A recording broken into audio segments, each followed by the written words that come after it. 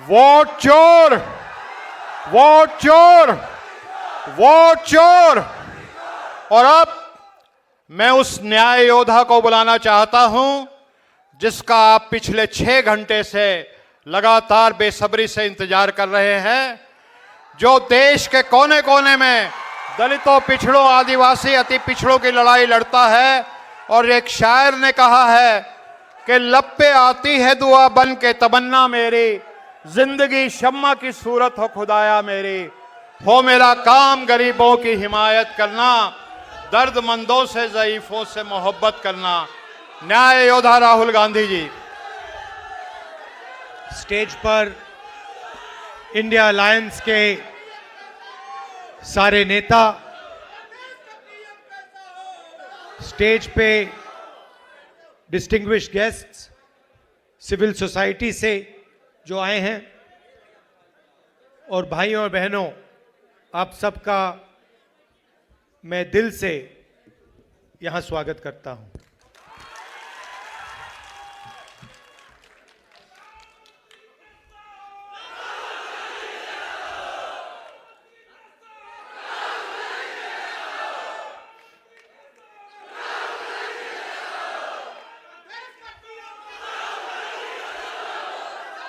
कुछ दिन पहले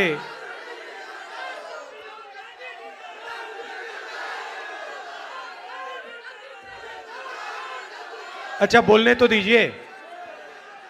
कुछ दिन पहले हमने बिहार में ये वोट अधिकार यात्रा शुरू की।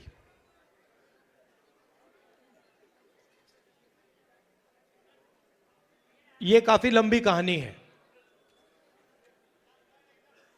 क्योंकि कुछ सालों से हमें शक हो रहा था और पूरे देश को शक हो रहा था कि इलेक्शन के सिस्टम में कोई ना कोई गड़बड़ है। लोग कहते थे ईवीएम की बात होती थी, आरएसएस के संगठन की बात होती थी, मगर एक बात दिखने को मिलती थी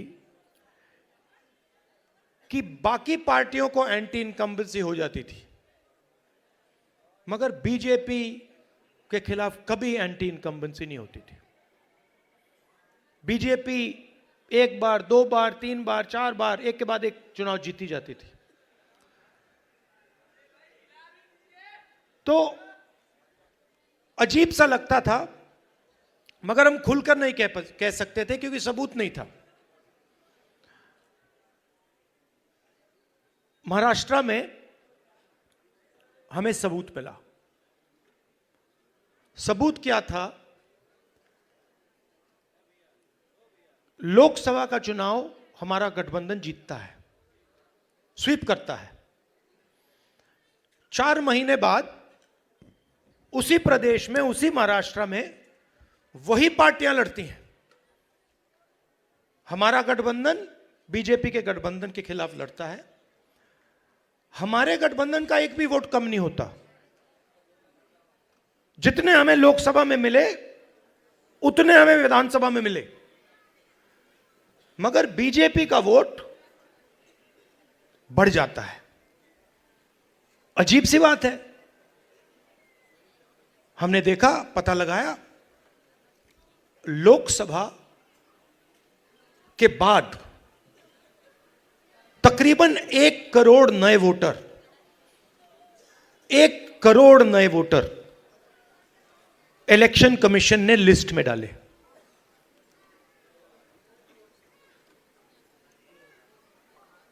$45 लाख लिस्ट में, और बाकी वोटिंग बढ़ी। सारे के सारे जो वोटर, नए वोटर थे, सारे के सारों ने बीजेपी को वोट दिया। और जहां भी नए वोटरों ने बीजेपी को वोट दिया, वहां बीजेपी ने चुनाव जीता। हम गए इलेक्शन कमीशन से, हमने पूछा, बताइए कौन है ये लोग, ये नए वोटर जो हैं, ये टर्नआउट जो बड़ा है, ये कौन है, हमें इनके नाम दीजिए। वोटर लिस्ट दीजिए, कहते नहीं देंगे। फिर हमने उनसे कहा देखिए इतना वोट पड़ा है, इतना टर्नआउट बढ़ा है, 5:30 बजे के बाद इतने वोट गिरे हैं, हमें आप कैमरा दिखाइए, वीडियो कैमरा दिखाइए, वीडियो फीड दिखाइए। कहते नहीं, हम नहीं दिखाएंगे। फिर क्या करते हैं, कानून बदल देते हैं और 45 दिन के अंदर वीडियो फीड को डिस्ट्रॉय कर देते हैं। फिर हमने कर्नाटक में अपनी टीम से कहा कि देखिए आप एक लोकसभा चुनिए और उसमें गहराई से देखिए, मैग्नीफाइंग ग्लास को लेके हर पेज को देखिए और बताइए यहां पे हुआ क्या। इलेक्शन कमीशन हमें इलेक्ट्रॉनिक वोटर लिस्ट नहीं देती, तो 8-10 फुट ऊंची बोरी कागजों की, 200-300 किलो की, हमारे 40 लड़कों ने 4 महीने 16 घंटे काम किया। वोटर लिस्ट में एक फोटो को लाखों फोटो से मिलाया, एक नाम को लाखों नामों से मिलाया, एक एड्रेस को बाकी एड्रेसेस से मिलाया और सच्चाई निकली। सच्चाई क्या थी? सच्चाई थी कि 7 सीटें हैं बेंगलोर सेंट्रल में, 6 कांग्रेस पार्टी जीतती है, 7वीं सीट में एक विधानसभा में 1 लाख फर्जी वोटर, 1 लाख। और जहां फर्जी वोटर थे, जिस असेंबली में फर्जी वोटर थे, वहां बीजेपी जीतती है। वो सारे के सारे 1 लाख जो वोट थे, उसके कारण बीजेपी लोकसभा का चुनाव जीत गई। मैंने प्रेजेंटेशन किया। अच्छा, मैं आपसे एक बात पूछना चाहता हूं, आपका नाम क्या है? कुमार जी, अगर मैंने आपसे कहा कि आप चोर हो और अगर आपने चोरी नहीं की तो आप क्या करोगे? सबसे पहले आप कहोगे खबरदार तुम्हें मुझे चोर बुलाया, बोलोगे ना? ठीक है। अगर आपने चोरी की होती और मैंने कहा चोर हो, तो आप चुप बैठोगे? क्यों नहीं बैठेगा? अगर चोरी की है और मैं कहूंगा चोरी की है, बिल्कुल चुप हो जाएगा, एक शब्द नहीं बोलेगा। अगर मैं आरोप लगा रहा हूं प्रधानमंत्री पे हर रोज कि तुम वोट चोर हो, प्रधानमंत्री चुप क्यों है? प्रधानमंत्री एक शब्द क्यों नहीं बोल रहा? क्योंकि प्रधानमंत्री वोट चोर है और वो जानता है कि हमने उसको पकड़ लिया है।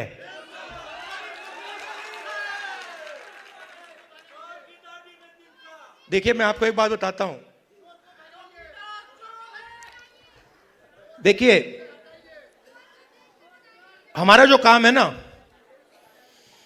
मेरा जो काम है, मेरे बारे में आप दो चीजें समझ लीजिए।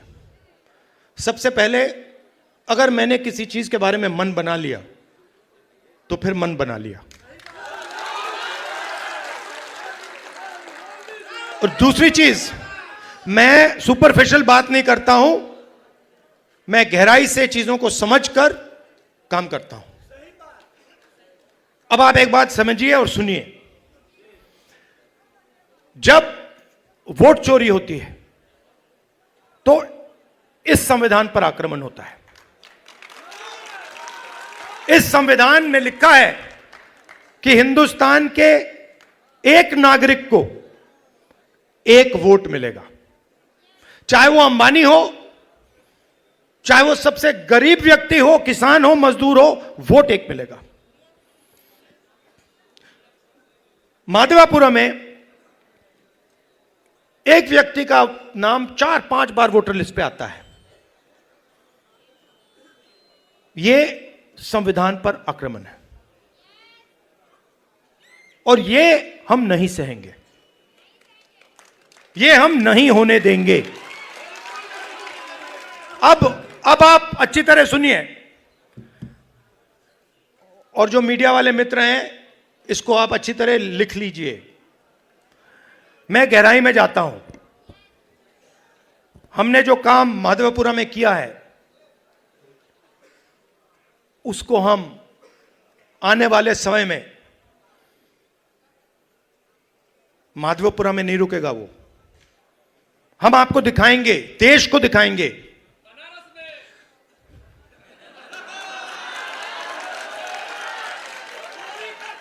मोदी जी मैं आपको बता रहा हूं, मोदी जी डरे हुए हैं, क्योंकि मोदी जी को बात समझ आ गई है कि अब चोरी पकड़ी गई है और अब वो भाग नहीं सकते हैं। हम आपको दिखाएंगे कि सिर्फ माधवपुरा में चोरी नहीं हुई है, लोकसभा में चोरी हुई है, हरियाणा में चोरी हुई है, महाराष्ट्र में चोरी हुई है, मध्य प्रदेश में चोरी हुई है, और अब ये बिहार में चोरी करने की कोशिश कर रहे हैं। और बिहार की जनता ने इनको हिला के रख दिया है, हिला के रख दिया है।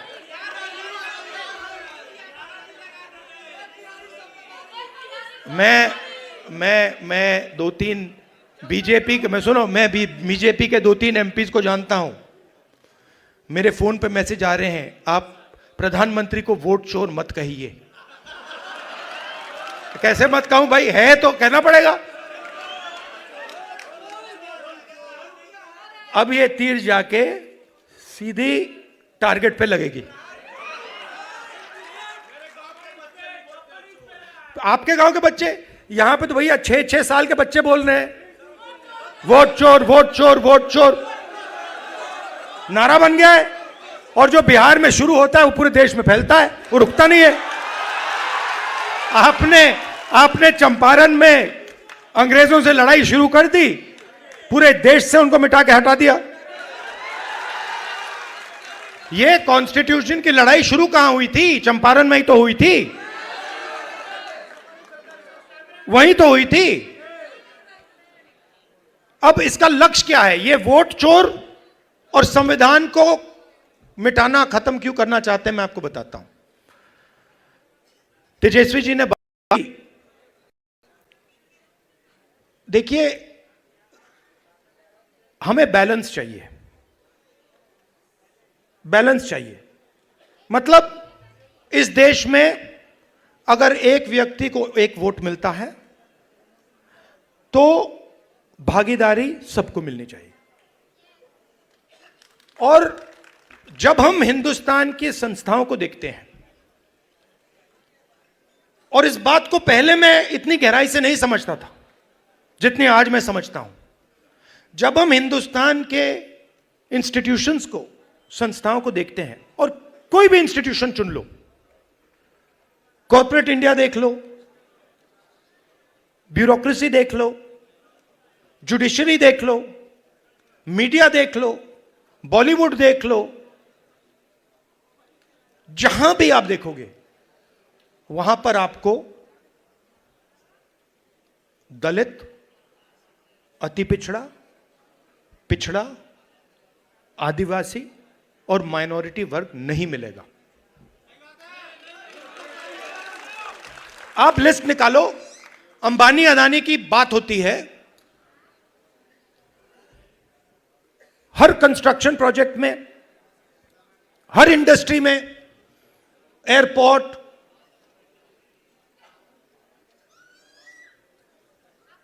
जमीन, solar power, wind power, petrol, diesel, सब में इनके नाम सुनाई देते हैं। 500 हिंदुस्तान की सबसे बड़ी कंपनियां हैं। मैं आपसे आज पूछना चाहता हूं, इन 500 में दलित, आदिवासी, पिछड़ा, अति पिछड़ा वर्ग के कितने मालिक हैं?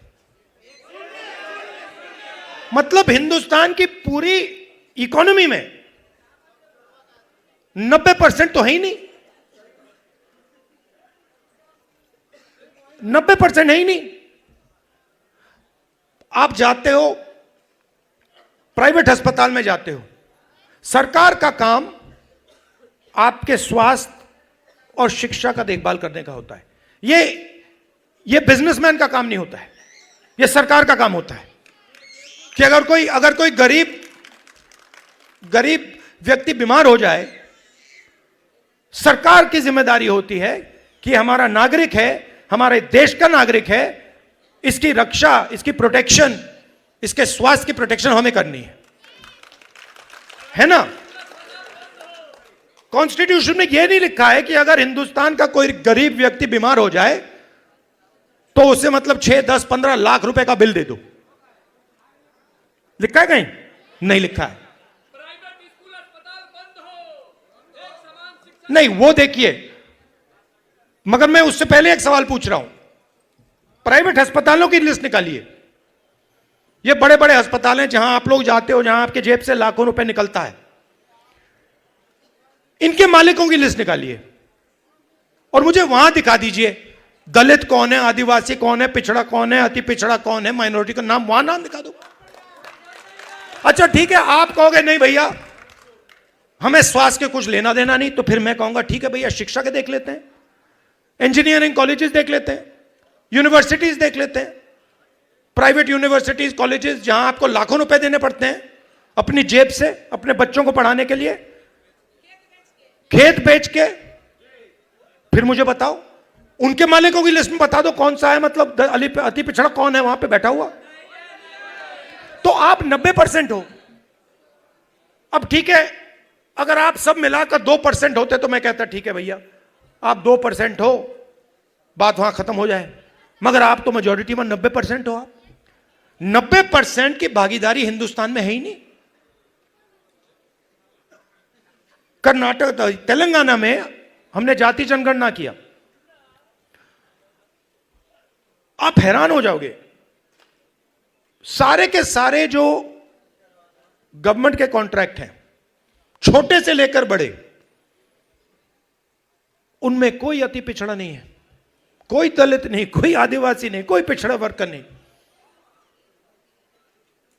आप राजनीति कैसे करोगे? मतलब पूरी की पूरी फंडिंग आपके हाथ में नहीं है, कॉर्पोरेट इंडिया नहीं है, अस्पताल नहीं है। अच्छा ठीक है, आपको यह सब नहीं चाहिए, मीडिया देख लो, मुझे नाम बताओ।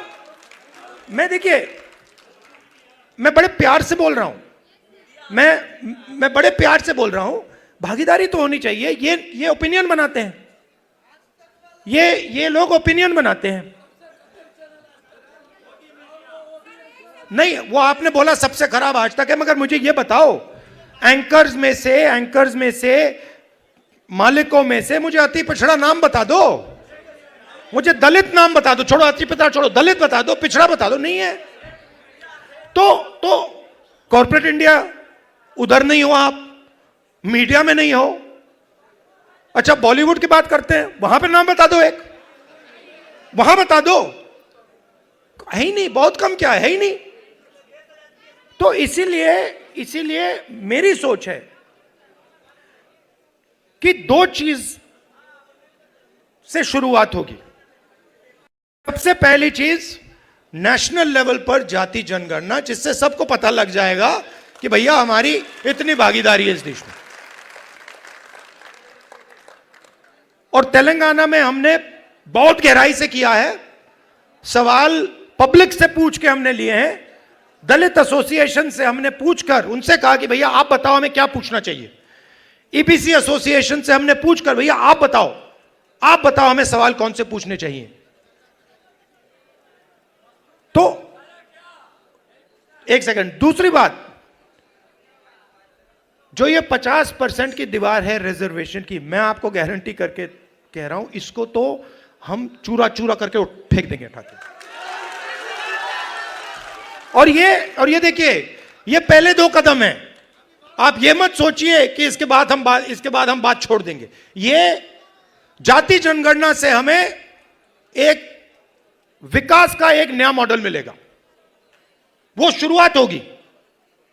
मगर हमारा लक्ष्य है कि देश में बैलेंस होना चाहिए, सब लोगों को इस देश में जगह मिलनी चाहिए, कोई भी हो,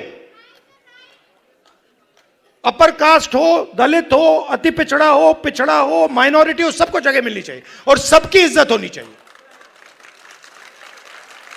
और मोहब्बत की दुकान, मतलब नफरत नहीं, प्यार से, बिना नफरत, बिना हिंसा, सबको लेकर देश की जो पूरी शक्ति है, जो देश के हर लोग में, हर व्यक्ति में है, उस पूरी शक्ति का हमें प्रयोग कर कर देश को आगे ले जाना है। मगर यह सब नहीं हो सकता अगर ये लोग वोट चोरी कर लेंगे। इसीलिए हम वोट अधिकार यात्रा यहां शुरू की और आपने हमें इतनी मदद की। आप सबका दिल से धन्यवाद करता हूं कि आपने अपनी पूरी एनर्जी इस यात्रा में डाली। धन्यवाद, नमस्कार, जय हिंद। आपको ये खबर कैसी लगी है उस पर अपनी राय कमेंट बॉक्स में जाकर जरूर दें। अभी तक हमारे चैनल को आपने सब्सक्राइब ना किया हो तो सब्सक्राइब बटन पर क्लिक करें, बेल आइकन को प्रेस करें, जिससे कि हमारी पढ़ने वाली प्रत्येक खबर का नया नोटिफिकेशन सबसे पहले आपको प्राप्त हो। आपसे निवेदन है कि अभी तक हमको ज्वाइन ना किया हो तो ज्वाइन बटन पर क्लिक करके ज्वाइन कर सकते हैं। हम फिर मिलेंगे एक नई खबर के साथ, तब तक आप हमको इजाज़त दीजिए। जय भारत, जय हिंद।